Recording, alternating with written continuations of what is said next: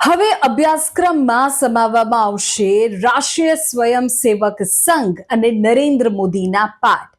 જી હા, વડોદરાની MS યુનિવર્સિટીમાં વિદ્યાર્થીઓને ભણાવાશે RSS અને નરેન્દ્ર મોદીના પાઠ. આ જે નિર્ણય છે તે શૈક્ષણિક અને રાજકીય બંને જગતમાં ચર્ચાનો વિષય બન્યો છે. વાત MSUની છે અને અભ્યાસક્રમ RSS અને નરેન્દ્ર મોદીને લઈને છે. તમને જાણકારી આપી દઉં કે વડોદરાની MS યુનિવર્સિટીએ નવા કોર્સને મંજૂરી આપી છે. આર્ટ્સ ફેકલ્ટીના સોશિયોલોજી વિભાગમાં હવે નવા કોર્સ શરૂ થવાના છે, જેમાં RSSની વિચારધારા અને નરેન્દ્ર મોદીના નેતૃત્વના પાઠ ભણાવાશે. સોશિયોલોજી પેટ્રિયોટિઝમ વિષયમાં RSSને જાણો એવા વિષય સાથે RSSનું જ્ઞાન આપવામાં આવશે અને મોદી તત્વ આ કોર્સમાં નરેન્દ્ર મોદીનું વ્યક્તિત્વ અને નેતૃત્વને ભણાવાશે. MSUની બોર્ડ ઓફ સ્ટડીઝે 4 આવા નવા કોર્સને મંજૂરી આપી દીધી છે.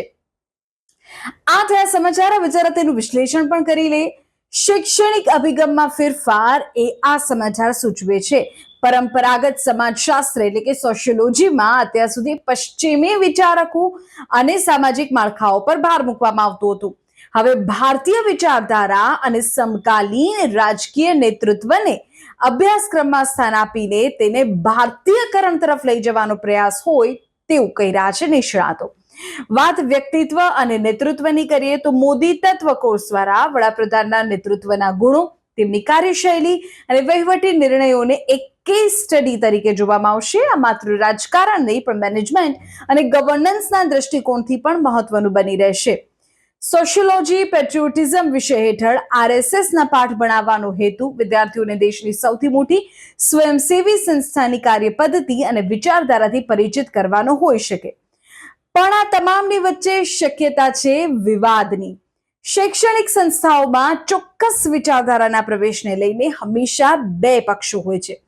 એક પક્ષ આને સાંસ્કૃતિક ગૌરવ તરીકે જોશે, બીજો પક્ષ શિક્ષણનું રાજકીયકરણ ગણાવી શકે છે. તમારા મતે MSUનો આ નિર્ણય શું છે? આ સાંસ્કૃતિક ગૌરવ છે, શિક્ષણનું રાજકીયકરણ છે, કે પછી આને એ બધાથી બાજુ પર મૂકીને વિદ્યાર્થીઓને શીખવા મળશે અને નવો અભ્યાસક્રમ એડ થયો છે એ રીતે તમે જોઈ રહ્યા છો? કમેન્ટ કરો.